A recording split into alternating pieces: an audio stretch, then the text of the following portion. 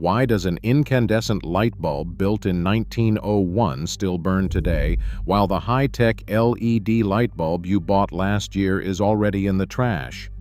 Why do modern smartphones magically slow down the exact month a new model releases? This isn't bad luck.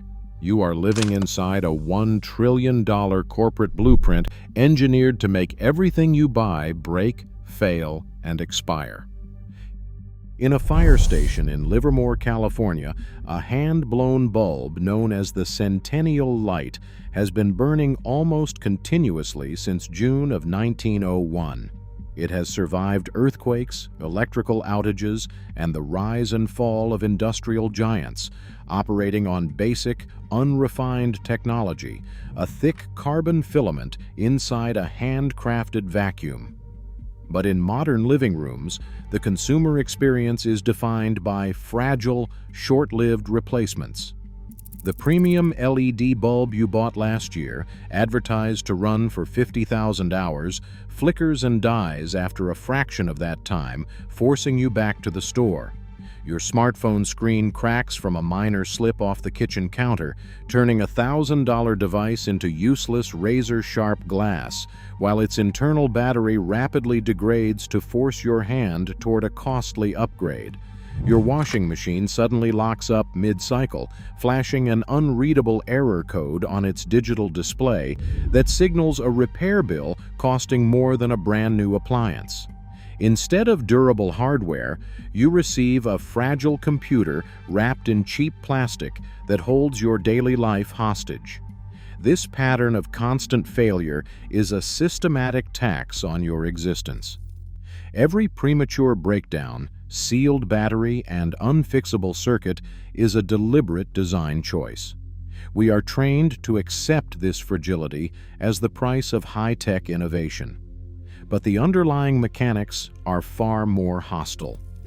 Tech corporations did not stumble into this disposable economy by accident. They inherited a secret, century-old corporate blueprint designed to strip you of true ownership and lock you into a cycle of endless replacement. On December 23, 1924, executives from Osram, Philips, and General Electric gathered in Geneva. They targeted their own technology for systematic degradation. Before this date, standard household lamps burned reliably for over 2,500 hours, but durable hardware destroys repeat sales. When products last, corporate revenue flatlines. To protect their profits, these manufacturers formed the Phoebus Cartel, creating the first systematic blueprint for engineered failure. They mandated a strict cap on bulb lifespans, slashing useful life to just 1,000 hours. The cartel enforced this artificial limit through a centralized testing bureau in Switzerland, imposing severe financial fines on any member factory whose lamps lasted too long. This simple, brutal math secured their cash flow. By forcing bulbs to expire prematurely, the cartel guaranteed an endless cycle of replacement purchases. They discovered that the most reliable source of corporate wealth came from products engineered to die.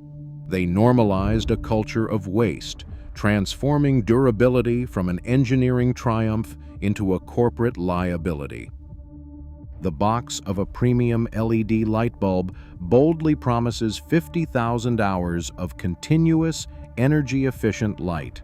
On paper, that is nearly 6 years of non-stop illumination.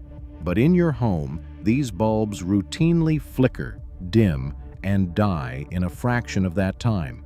This is not a random defect. It is a calculated hardware compromise. When independent repair technicians crack open these dead housings, the forensic evidence is unmistakable. The light-emitting diodes, the actual semiconductor chips, are pristine and undamaged, capable of running for decades. The failure lies in the driver circuitry buried inside the plastic base. To regulate the electrical current, the driver board relies on a tiny component called an electrolytic capacitor. Premium, heat-tolerant solid polymer components survive indefinitely under heavy loads, but they cost slightly more. Instead, mass-market manufacturers specify low-cost electrolytic capacitors containing liquid chemicals. Then comes the thermal stress mechanism. Designers place these heat-sensitive capacitors directly next to the blazing LED arrays and hot power components. Sealed inside a tight plastic dome, the bulb becomes a miniature oven. As temperatures spike, the liquid electrolyte inside the cheap capacitor boils, dries up, and bulges, triggering a catastrophic board-level breakdown. The semiconductor diode itself is practically immortal, but the cheap surrounding circuitry acts as a deliberate choke point. The bulb is engineered to bake itself from the inside out, forcing you back to the store to fund a recurring corporate revenue stream. By starving the driver of premium components, manufacturers successfully replicate the cartel's ancient math. In December 2017, Geekbench founder John Poole analyzed data that exposed a hidden throttle inside Apple's iOS updates. When an older iPhone's battery capacity fell below 80%, often triggering a 79% health warning in the system UI, the software secretly choked the processor's peak clock speed. Apple acknowledged the performance cap, but insisted it was a safety feature designed to prevent unexpected shutdowns, explicitly denying any attempt to intentionally shorten the lifespan of its products. Yet for millions of users, the practical result was indistinguishable from the interwar lightbulb cartel, a suddenly sluggish device driving them toward a $1,000 replacement cycle. This digital chokehold is reinforced by a physical fortress. Apple pioneered a system of hardware locks, using industrial adhesive to glue batteries inside the frame, sealing cases with proprietary pentalobe screws, and software locking individual components. Consumer rights advocate Arthur Shih and independent technicians have documented how iOS uses cryptographic checks to pair specific parts to a single logic board. If you install a high-quality aftermarket screen or battery, the software flags the part as non-genuine, disabling battery health tracking and re-enabling performance throttling. The resulting legal exposure was massive. Apple agreed to a U.S. class action settlement of up to $500 million, alongside a $113 million settlement across 33 states.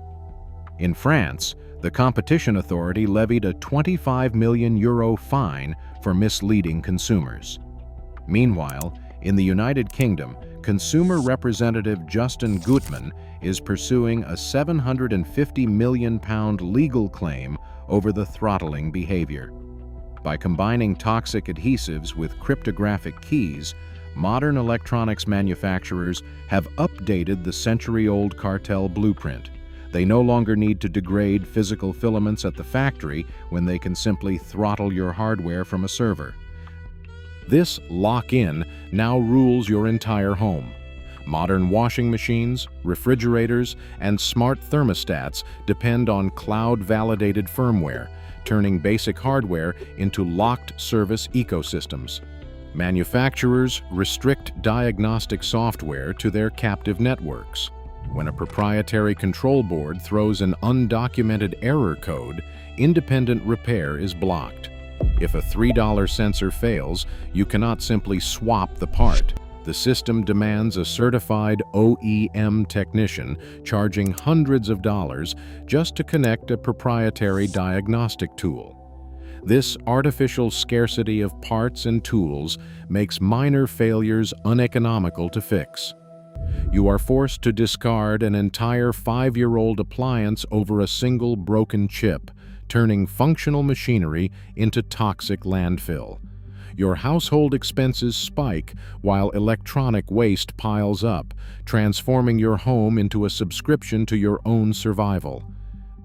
The original interwar cartel never died.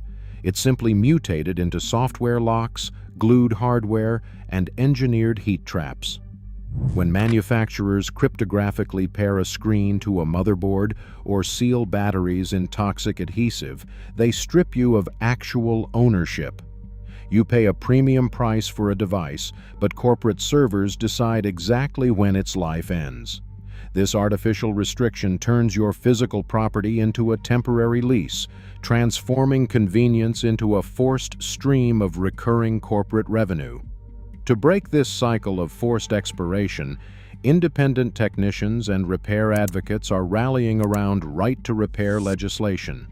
Mandating open access to parts, diagnostics, and documentation is the only practical weapon against this engineered waste.